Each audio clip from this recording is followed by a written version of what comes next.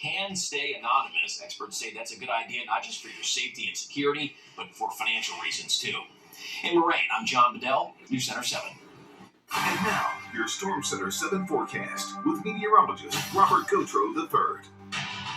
You know, Gabrielle and I were out tonight, both came back at the same time. I was sitting in my truck for about 20 minutes because it was raining so doggone hard. My umbrella was in the back seat.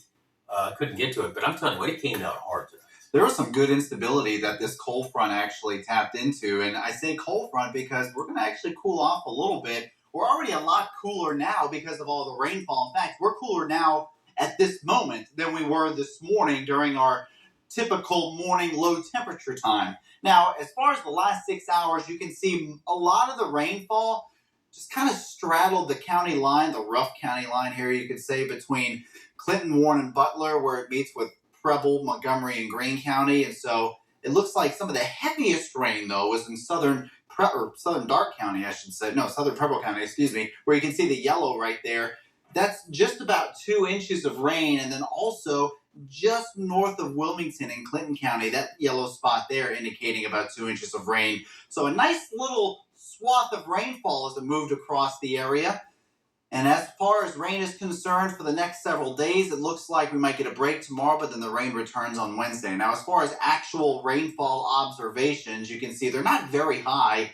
Dayton only recording 3/100ths, but we definitely saw more than that, at least here at the station. Now, if you go down to Wilmington, that's actually where the Weather Service is. They recorded over 1 inch of rain. So you can see Eaton right here, just over about 1/10.5 of an inch.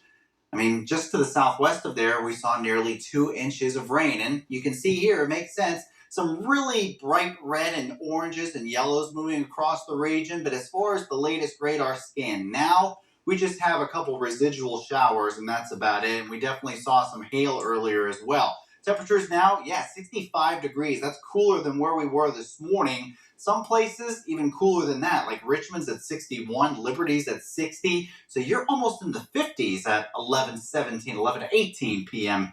in the evening. Now, as we move into tomorrow morning, we're going to be cooler, not just because we saw a lot of rainfall this evening, but we actually have some less humid air moving in the region. And so that will allow temperatures to drop. Now, if you compare the temperature to this time yesterday, we're obviously a lot cooler. But again, that's attributed to the rainfall. The dry air is not quite here yet, but it will be. It's already up in Michigan. You can see a lot of the greens at the top of your screen here, indicating lower humidity, so more of a dry, comfy feel. But we're still dealing with some of the muggy and stickiness here across the Miami Valley, although you see a little green trying to infiltrate.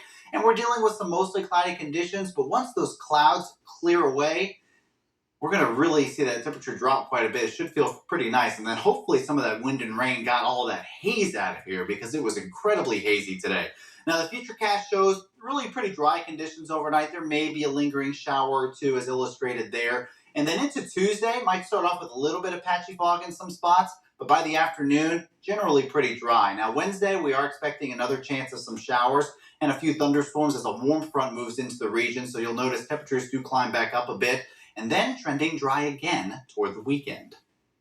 Robert, thank you. Well, we have some new video to show you tonight. The Reds game was delayed for storm, so ground crews, they were hard at work moving the tarp around and protect the field.